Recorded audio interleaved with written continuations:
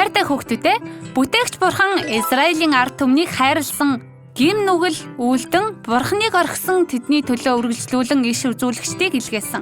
Иш үзүүлэгчид тэдэнд хандан гимээ гимшин буцаж иргэх тун гэсэн Бурханы үгийг дамжуулсан. Гэсэн хэдий ч Бурхан Малиаха иш үзүүлэгчийн хамгийн сүүлд томилон үүнээс хойш иш үзүүлэгчдийг илгээгээгүй.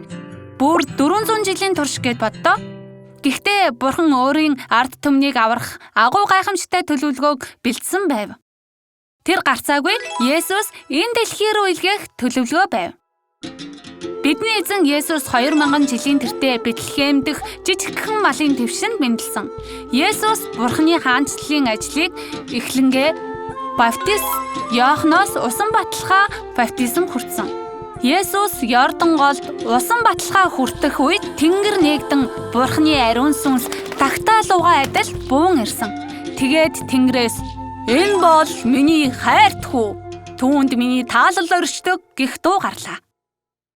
Түүнээс хойш Есүс ариун сүнсний удирдлагаар цөлд 40 өдрийн турш юу ч идэлгүй мацаг барин залбирсан. Тэр үед муу ёрын сүнс Сатан Есүст хандан ингэж хэлдэг.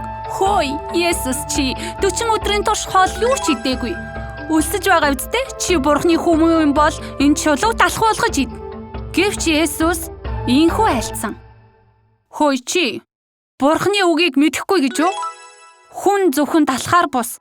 Харин Бурханы амнаас гарах үг бүрээр амьдрна." Бурханы үгээр сорилтыг ялсан юм. Харин энэ удаа мөнөөх муу ёрын сүнс Сатан Есүсийг ариун сүмийн орой дээр зогсоогоод "Есүс, чи Бурханы хүү муу юм бол доош өсөр. Бурханы хүү муу юм бол Бурхан тэнгэр элч нараа илгээн чамайг аврах биш үү? Үсрээч, үсэр. Үсэр." Гэсэн ч мөн адил энэ удаад Есүс муу ёрын сүнс Сатана Бурханы үгийг сонс. Өөрийн Бурхан эзнээ бүү сорь гэж айлдаад энэ сорилтыг ч мөн давав. Тэгээд энэ удаа муу ёрын сүнс Сатан 3 дахь сорилт болох хамгийн сүүлийн сорилтаа эхэллээ. Сатан асар өндөр уулын орой дээр Есүсийг аваачаад ингэж хэлв. "Есүс, чи сүхрэн надад мөрөвл энэ дэлхийн бүх алтан мөнгө сүрж авахлан чамд өгье." Харин Есүс ийн хариулв. "Муу ёрын сүнс Сатана, чи зайл. Чи өөрийн Бурхан эзэндээ мөргөж зөвхөн түүнд үйлчил.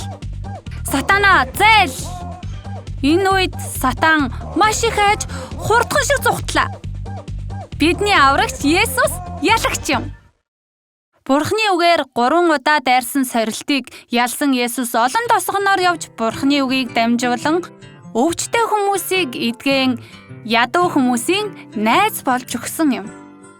Хайртай хүүхдүүдээ, Есүс бол Бурхан.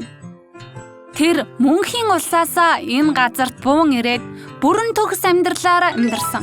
Бүрэн төгс амьдрал гэдэг нь огтхонч гим нүгэлгүй амьдарсан гэсэн утгатай. Есүс бидний гим нүглийг уучлан мөнхийн улсыг бидэнд бэлэг болгон өгөхийн тулд загалмай дээр хүн 3 өдрийн дотор дахин амьлсан. Бид энэ Есүст зөвхөн итгэвэл бидний гим нүгэл уучлагдана. Мөнхийн улсыг бэлэг болгон авч чадна. Миний төлөө загалмай дээр цовдлогдсон үхээд миний төлөө дахин амьлсан.